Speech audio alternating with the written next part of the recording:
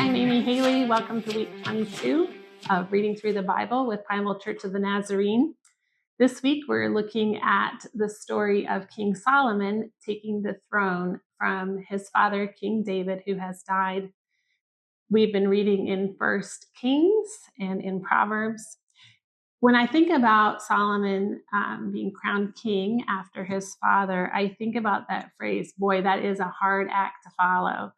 King David, we know, was this accomplished artist who wrote tons of psalms.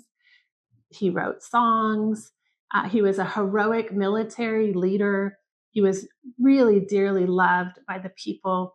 And he also was the one who did these amazing spiritual acts, like bringing the ark back to Jerusalem. When Solomon takes over for his father, King David, he is a very young man. He's probably only in his late teens or early 20s, and he's coping with the death of this iconic father. In addition to that, he has this complex personal history in the background going on with him that probably impacted him emotionally and spiritually with a lot of insecurities. And he's in a political environment that is intensely unstable and fractured. He has siblings that are treasonous. He has coups that are backed by the political leaders of his father's time. And he has to actually even eliminate potential threats to his throne from within and without. He is governing a nation that is great and numerous with a lot of complex problems. And behind all of this is this layer for him of his father's wish that he build this beautiful tribute to God Almighty, this iconic, suitable temple that God will live in. And that's a big responsibility.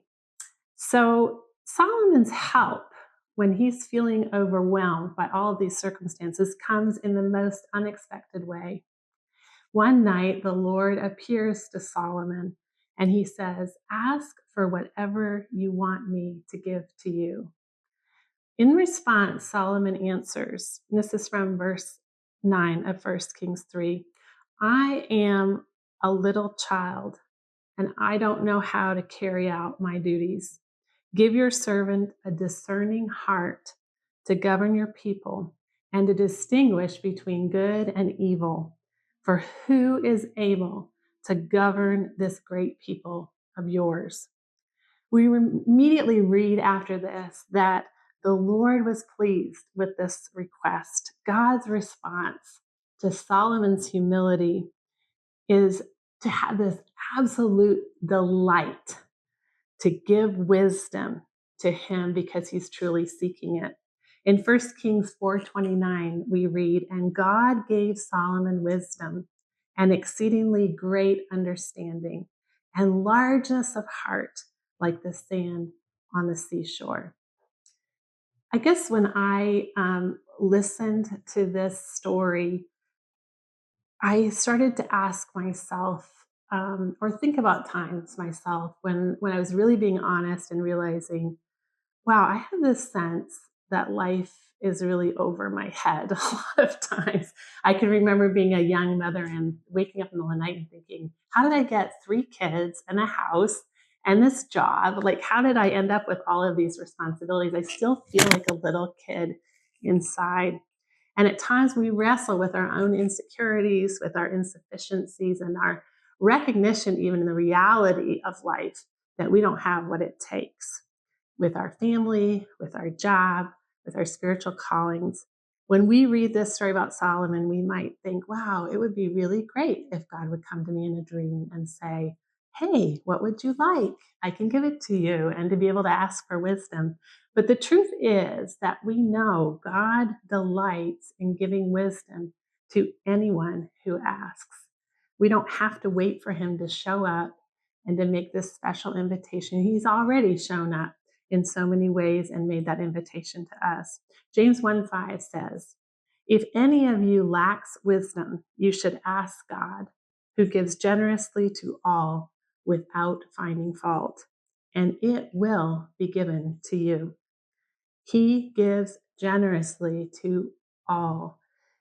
So when I think about what's required for me to be able to get wisdom from God, the first thing is similar to Solomon, we have to have humility to recognize that we need God. If any of us lacks wisdom, we have to be able to say, I lack wisdom for this situation. And then we need to ask God for his help. He's the best resource that we have. And then we look to where he gives us wisdom through his spirit speaking to us, and also through his word. And so as we listen to his word through this year, we're going to find many moments where we're struggling for an answer to something. And we're going to see it right there in his living word that comes alive to us every single day as we put ourselves under his instruction. So I hope that helps to give us courage as we face life's overwhelming problems, to recognize that just as God was with Solomon, he will be with us. Have a great week.